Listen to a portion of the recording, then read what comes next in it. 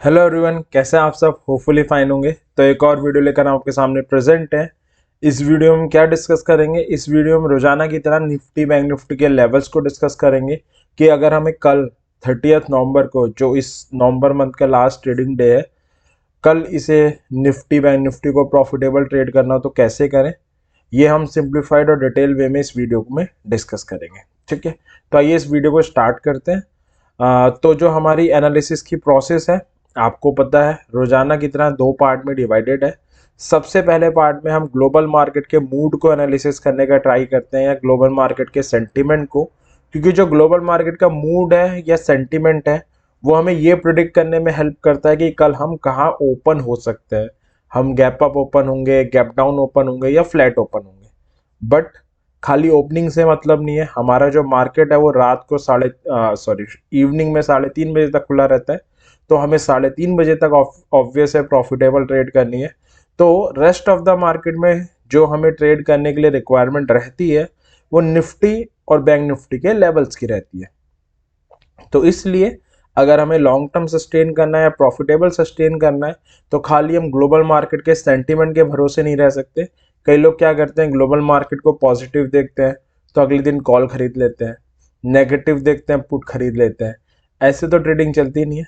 तो हमें सिर्फ ग्लोबल मार्केट के सेंटीमेंट गैप अप या गैप डाउन बता सकते हैं। उसके बाद रेस्ट 3:30 बजे तक हमें अगर मार्केट में प्रॉफिटेबल ट्रेड करनी है तो हमें निफ्टी बैंक निफ्टी के लेवल्स के बारे में पता होना चाहिए। क्या उनके सपोर्ट हैं, क्या उनके रेसिस्टेंस हैं, कहाँ पर हमें स्मार्टली एंट्री लेनी है, कहाँ पर हमें स्मार्टली एग्जिट करना है, ये सारी बातें हमें पता होनी चाहिए। तो इसलिए दो पार्ट में हमारी एनालिसिस हमेशा डिवाइडेड रहती है। पहले पार्ट में हम ग्लोबल मार्केट के मूड को मेजर करेंगे एंड सेकेंड पार्ट में हम निफ्टी बैंक निफ्टी के टेक्निकल को एनालिसिस करेंगे।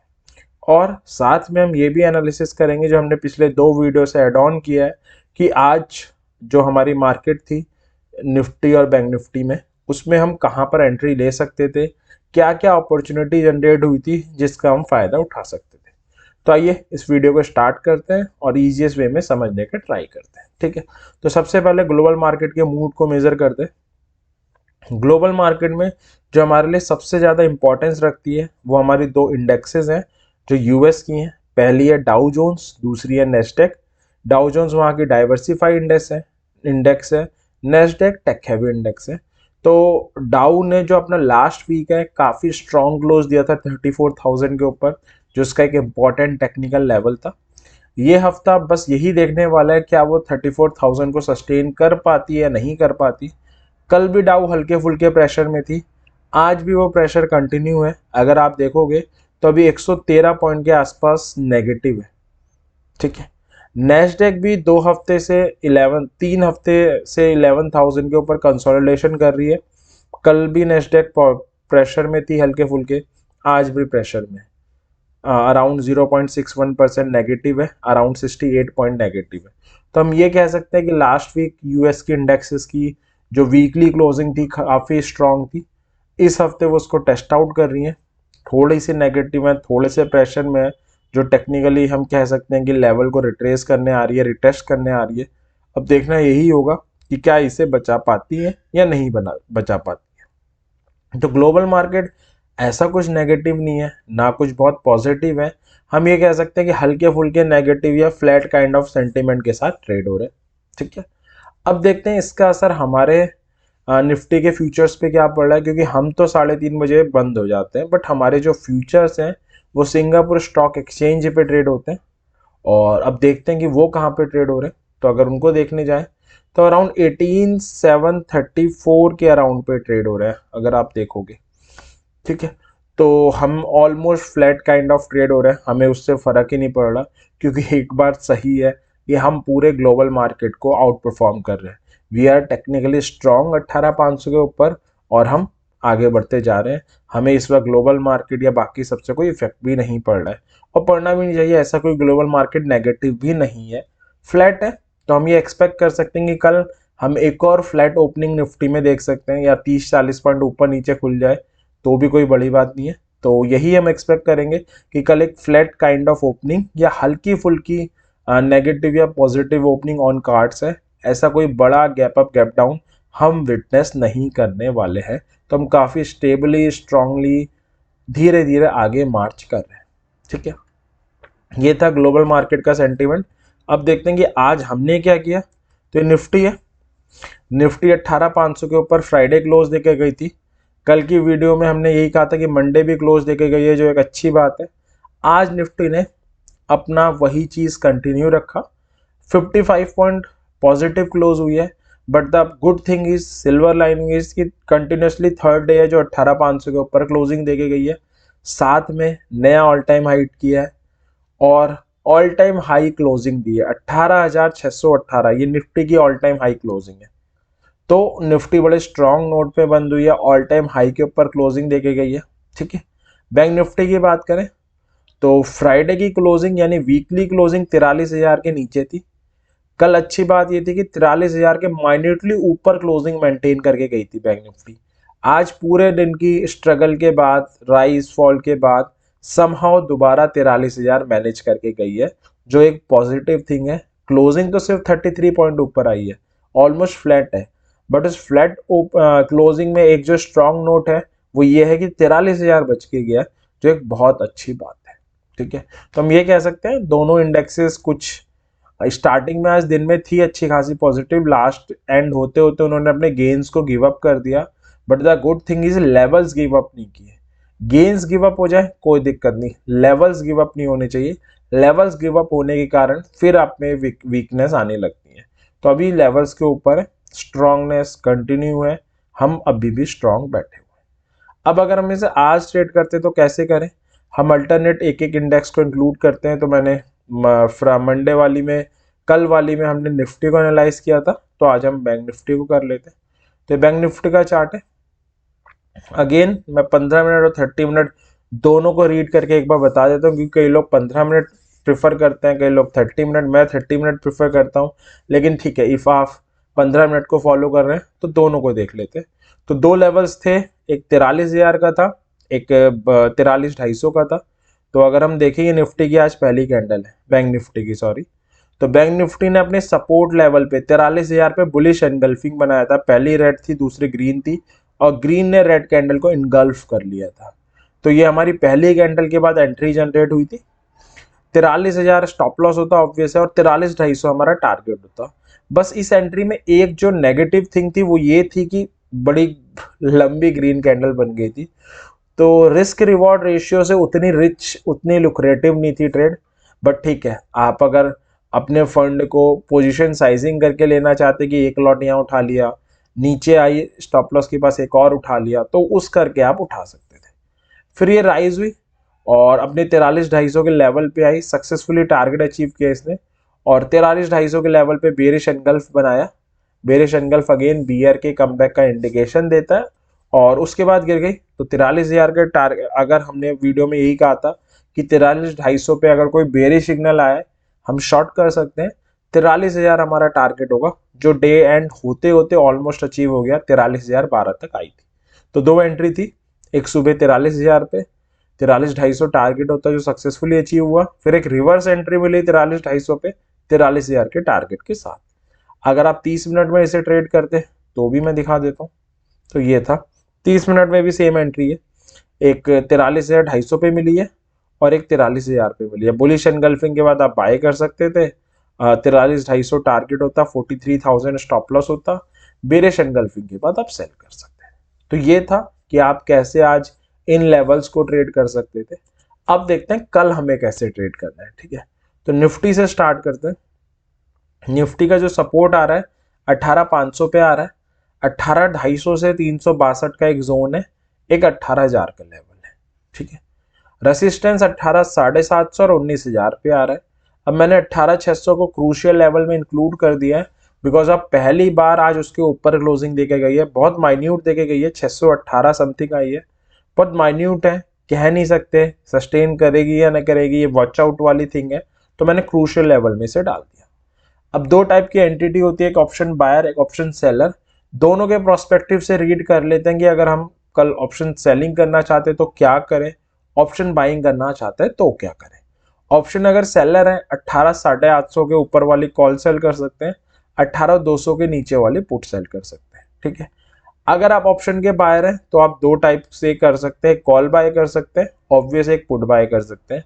कॉल बाय कब करें? अगर 18,600 के ऊपर ओपन होती है एंड सस्टेन करती है, then it's a call buy opportunity.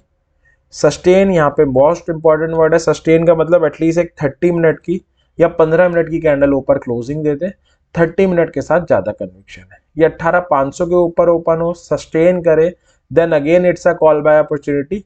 18,600 पहला और 18,750 दूसरा टारगेट होगा।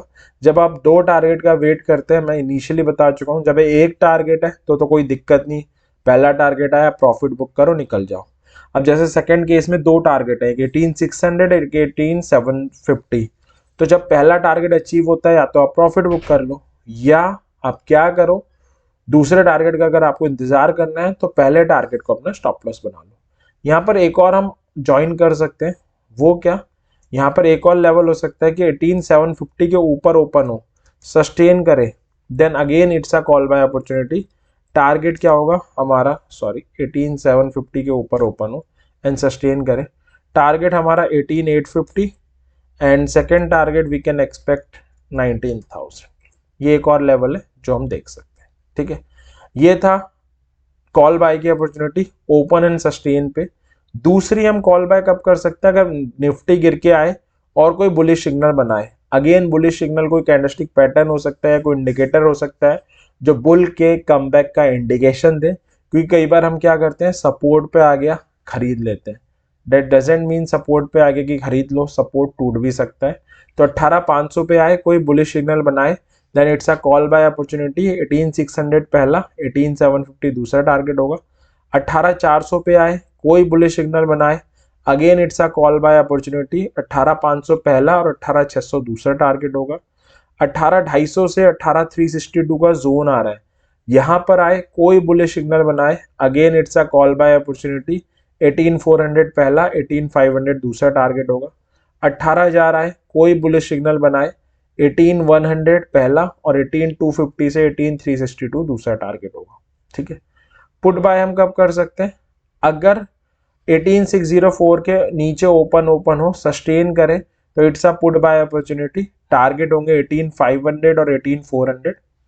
18,500 के नीचे ओपन हो, सस्टेन करे, again it's a call buy put buy opportunity. 18,400 पहला, 18,250 से 18,362 दूसरा टारगेट होगा। 18,400 के नीचे ओपन हो, सस्टेन करे, again it's a put buy opportunity. 18,250 से 362 का जो जोन है वो हमारा टारगेट होगा। लास्ट है 18,250 के नीचे ओपन हो, सस्टेन करे, 18,150 पहला और 18,000 हमारा दूसरा टारगेट होगा। तो ये थी पुट बाय की अपॉर्चुनिटी, कब, अगर नीचे ओपन होती है तो, ठीक है। इसके अलावा पुट बाय अपॉर्चुनिटी कब बन सकती है, अगर कोई बेरिश सिग्नल बनाए। बेरिश सिग्नल अगेन क्या हो सकता है, कोई कैंडलस्टिक पैटर्न हो सकता है, कोई ऐसा इंडिकेशन हो सकता है जो बियर के कमबैक करने का इंडिकेशन दे, तो भी हम ट्रेड कर सकते हैं। क्या करेंगे, अगर निफ्टी राइज होके आए और अभी 18,600 बंद हुई है, 18,750 आए, कोई बेरिश सिग्नल बनाए, अगेन बेरिश सिग्नल यानी कोई कैंडलस्टिक पैटर्न हो सकता है या कोई इंडिकेटर हो सकता है जो बताए बियर कमबैक कर चुका है, तो हम सेल करेंगे, ठीक है। 18,600 पहला या 18,500 दूसरा टारगेट होगा। 18,600 आए कोई बेरिश सिग्नल बनाए, again it's a put buy opportunity. 18,500 पहला, 18,400 दूसरा टारगेट होगा। तो निफ्टी के लेवल्स थे, हमें बस इतना करना है, इन लेवल्स के साथ स्टिक रहना है। जब हम लेवल्स के साथ स्टिक रहते हैं, सही टाइम पे एंट्री करते हैं, सही टाइम पे एग्जिट करते हैं, तो हमारे सही होने के चांसेस मैक्सिमम हो जाते हैं। मेरी श्योरिटी, अगर आप लेवल्स को फॉलो करोगे तो आपके सही होने के चांसेस मैक्सिमम होंगे। अब चलते हैं बैंक निफ्टी में और ये जानते हैं कि बैंक निफ्टी को कैसे हम ट्रेड कर सकते हैं। तो ये बैंक निफ्टी है, बैंक निफ्टी का सपोर्ट आ रहा है 42,750 पे, फिर आ रहा है 42,500 से 42,544 का एक जोन, और फिर आ रहा है 42,250। रेसिस्टेंस आ रहा है 43,250, 43,500 एंड 44,000। अगेन 43,000 को हमने क्रूशियल लेवल ही लिखा है। अब अगर आप ऑप्शन सेलर हैं तो क्या करें, 44,500 के ऊपर वाली कॉल सेल करें, 41,000 वाली पुट सेल करें। अगर आप ऑप्शन बायर हैं तो कैसे ट्रेड करें वो डिस्कस कर लेते हैं। अगर आप कॉल बायर है बैंक निफ्टी ओपन होती है 43,250 के ऊपर और सस्टेन करती है, it's a call buy opportunity, 43,490 target होगा।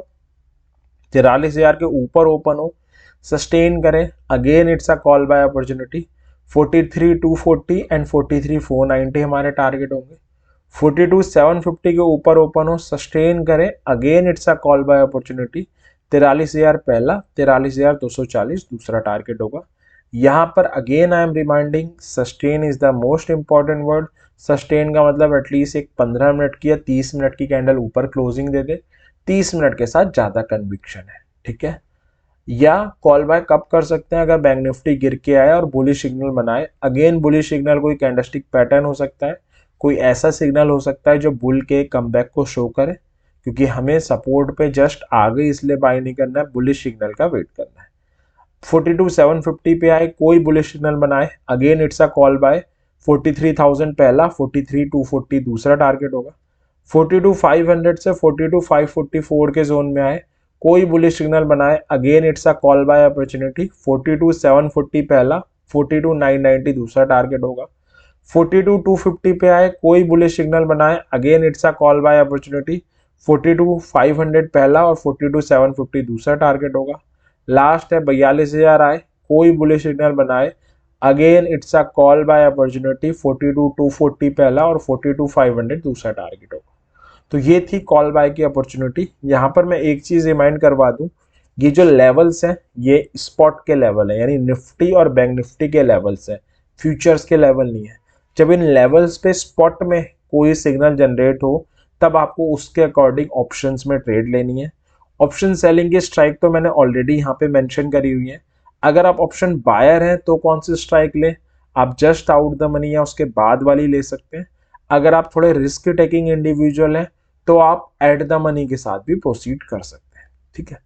पुट बाय कब करनी है, अगर 43,000 के नीचे ओपन हो, सस्टेन करे, तो 42,750 पहला और 42,500 से 42,544 का जो जोन आ रहा है वो हमारा दूसरा टारगेट होगा। 42,750 के नीचे ओपन हो, सस्टेन करे, 42,500 हमारा टारगेट होगा। 42,500 से 42,544 का जो जोन आ रहा है, इसके नीचे ओपन हो, सस्टेन करे, 42,260 हमारा टारगेट होगा।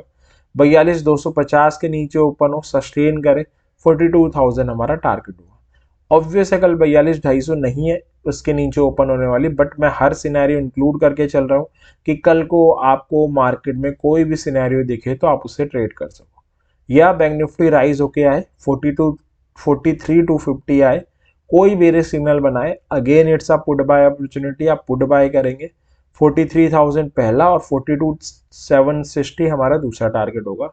लास्ट है 43,500 आए, कोई बेरिश सिग्नल बनाए तो भी हम पुट बाय करेंगे, 43,260 पहला और 43,000 दूसरा टारगेट होगा। तो बैंक निफ्टी के लेवल्स थे। आपको क्या करना है, बस इन लेवल्स के साथ स्टिक रहना है। जब इन पे एंट्री बने तो एंटर करना है, जब इन पे एग्जिट की इंडिकेशन मिले तो एग्जिट करना है। मेरी श्योरिटी है मैक्सिमम ट्रेड आपकी प्रॉफिटेबल होगी, क्योंकि हम क्या करते हैं, ग्रीड में आके बस हर जगह पे एंट्री करने का ट्राई करते हैं और मार्केट में फंस जाते हैं। हमें सही टाइम पे सही मौके का इंतजार करना है। तो ये निफ्टी बैंक निफ्टी के लेवल्स थे। मैं होप करता हूँ कि कल 30 नवंबर, जो नवंबर मंथ का लास्ट ट्रेडिंग डे है, आप सबके लिए प्रॉफिटेबल हो। और अगर आपको वीडियो पसंद आई हो, लाइक करें, चैनल को सब्सक्राइब भी कर दें, बेल आइकन भी प्रेस करें, ताकि हम ऐसी और वीडियो लेकर आएँ तो आपको पता चलता रहे, आप अपनी नॉलेज एनहांस कर सको, आप प्रॉफिटेबल ट्रेडिंग कर सको, ठीक है। तो इस विश के साथ कि आने वाला दिन आप सबके लिए प्रॉफिटेबल हो, इस वीडियो को एंड करते हैं। अगर कोई आपके पास सजेशन हो तो कमेंट सेक्शन में हमें बता सकते हैं। थैंक यू वेरी मच इस वीडियो को देखने के लिए। Happy trading.